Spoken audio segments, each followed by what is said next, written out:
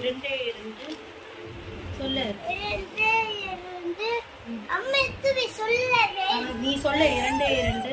இரண்டே இரண்டு செவந்து பாட்டி இருக்கிறாய். மூன்றே மூன்று பால் குடிக்குது அண்ணா. காயை நறுக்கிறாய். மூன்றே மூன்று மூன்று மூன்று கவினா அம்மா காலையில காயை நறுக்கிறாய். அப்பா காயவே நறுக்கிறாய். காய் கட் பண்ண கட் பண்றாங்க. காய் கட் பண்றாங்க.